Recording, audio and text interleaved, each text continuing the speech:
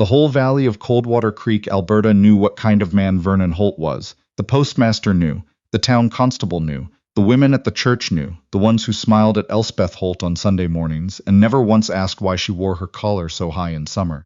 The feed store owner knew because he had seen the bruises on her wrists when she counted out coins for grain, and he had taken the money and said nothing. Every single person in Coldwater Creek looked the other way, because Vernon Holt owned the largest cattle operation north of the Red Deer River, because he sat on the water board and the town council, because his family had been in that valley longer than most of the roads. That was the arrangement. That was how it worked. And Elspeth Carey Holt, 24 years old, 3 years married, had learned the shape of that arrangement the hard way. She had not always known it would be this way. That was the thing nobody told you, that it did not start all at once. It started with small things. The way he would take the truck keys from her hand and say she did not need to go into town that day. The way he would appear in the kitchen doorway when her sister called, listening, not speaking, just listening, until she found reasons to end the call. The way he would look at her across a dinner table full of his ranch hands and make her feel, without a single word, that she had done something wrong, that she was always on the edge of doing something wrong, that the only safe place was very still and very quiet and very close to him. By the second year, she understood the mechanics of it. By the third, she had stopped explaining it to herself. Vernon Holt was not stupid. That was the worst of it. He was careful and he was patient, and he understood people the way a man understands weather, not to enjoy it, but to use it. He knew which words landed and which ones she would replay at 2 in the morning. He knew how to be charming at the grain co-op and exhausted and reasonable at home. He knew that the best cage is the one the person inside believes they built themselves. The money was the part she kept secret, not the household money. He tracked that down to the dollar.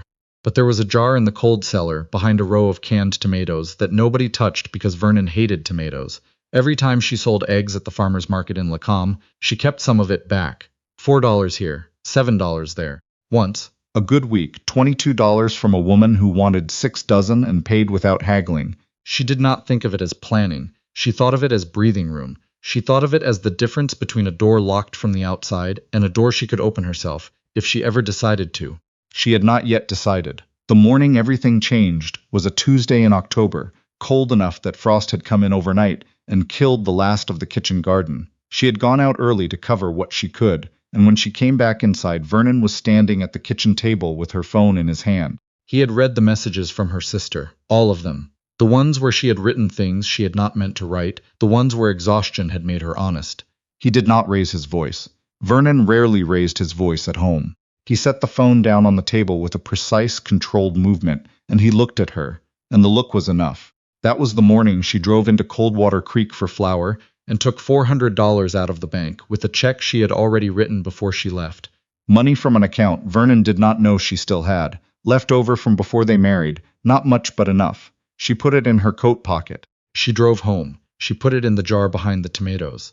She did not know what she was waiting for. She only knew she was waiting. The man called Garrett Shaw arrived in Coldwater Creek on a Wednesday in early November, driving a half-ton with a cracked side mirror and British Columbia plates, and a cattle dog named Inch that rode in the back regardless of weather. He was not from the valley. He was not from anywhere nearby. He had come down from the Peace Country, people said, though nobody was quite sure, and he had taken work at the Driscoll operation east of town because old Cal Driscoll had broken his hip in September and needed another pair of hands through the winter. Garrett was not a man who made himself known. He bought his supplies at the hardware store and his coffee at the diner, and he did not linger either place.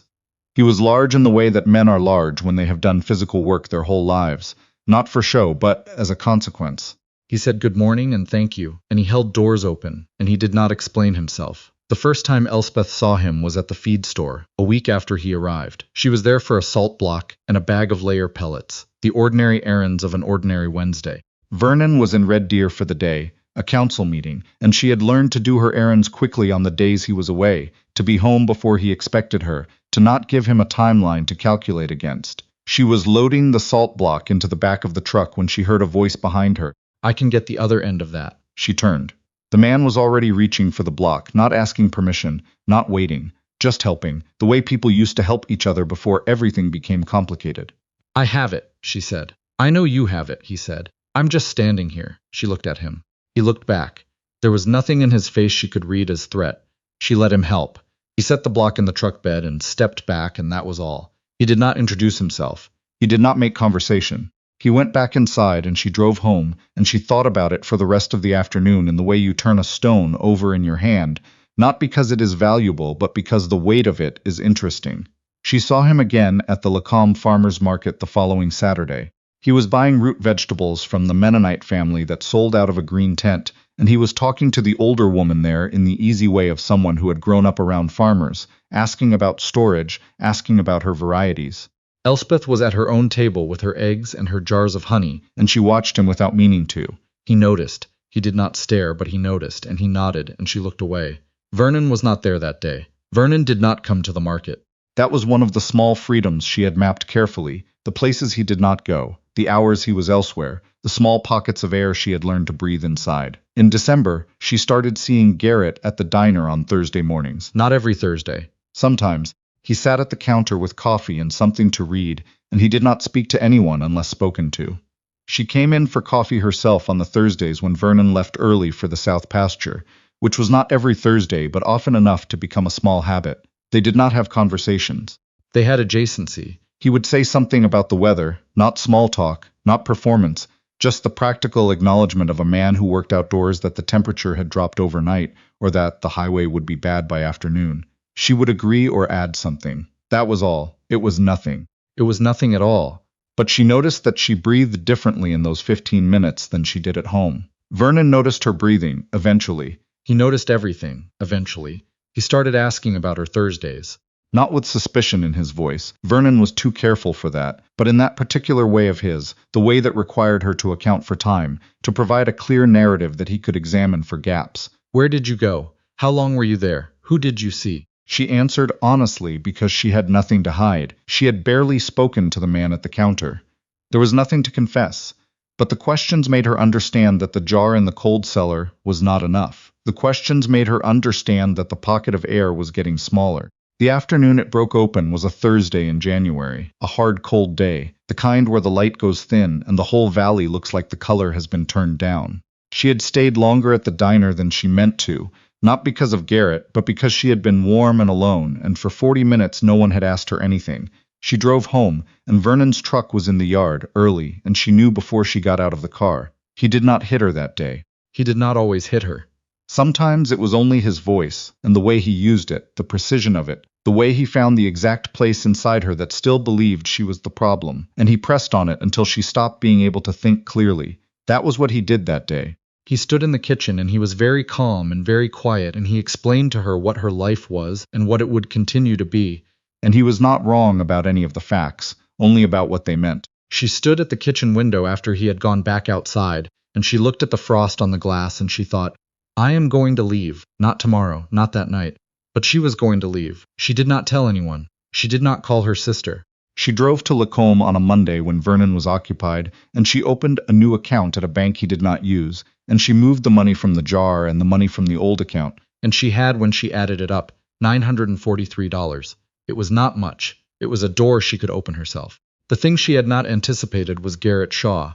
She had not told him anything. She had not asked him for anything. She did not, in fact, know him well enough to ask him for anything. But Coldwater Creek was a small place, and word moved through it the way water moves through old soil, without anyone intending it. He found out the way the whole town had found out and chosen to ignore, through ordinary proximity, through seeing what was in front of him. She came into the feed store on a Thursday in February with a bruised cheekbone and a careful explanation about a fence post, and the way she held herself told a different story. The man behind the counter, who had seen this before, who had always chosen to accept the story about the fence post, took her money and thanked her. Garrett was in the back, loading his own order. He said nothing to her. He did not make a scene. He was not that kind of man. But the following Thursday he was at the diner when she came in, and he looked at her face, and he said quietly, without preamble, "Is there something you need?" It was not a question the way most people asked questions. It was not curious. It did not want to know for the sake of knowing. It was an offer stated plainly. She said, "I don't need anything." He said, "All right." He went back to his coffee. He did not push. He did not explain himself. He did not look at her with pity which she could not have borne. He just sat there, and the space he occupied felt different from most spaces she inhabited, felt like a place where she was not required to be any particular way. She came back the next Thursday, and the one after that. She had already made her decision.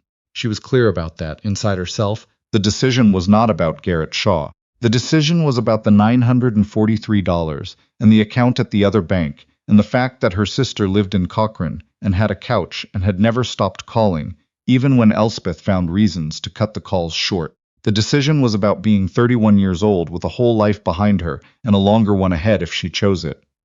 But the knowing that someone could see what was true, the knowing that someone had sat across a counter and asked plainly if she needed something, that was not nothing. People with something to hide filled the silence compulsively, she had learned, because silence was where the truth lived. Garrett Shaw sat in silence comfortably, and that told her something.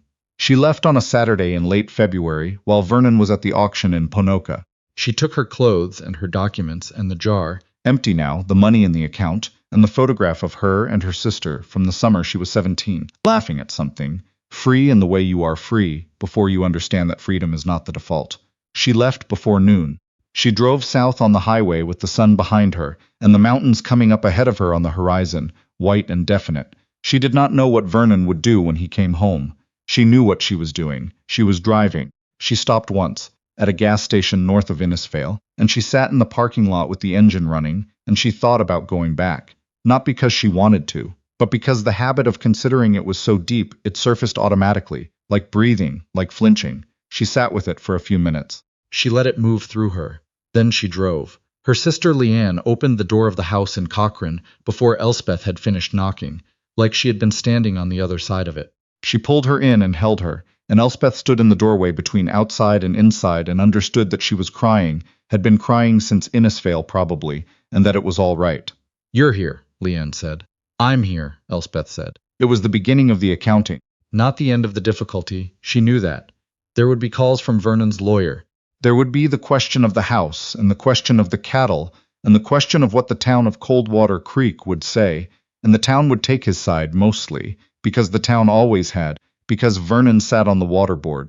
There would be nights she woke up at 3 in the morning with the old calculations running in her head, the ones that said she was the problem, the ones that required so much work to dismantle. But she was in Cochrane.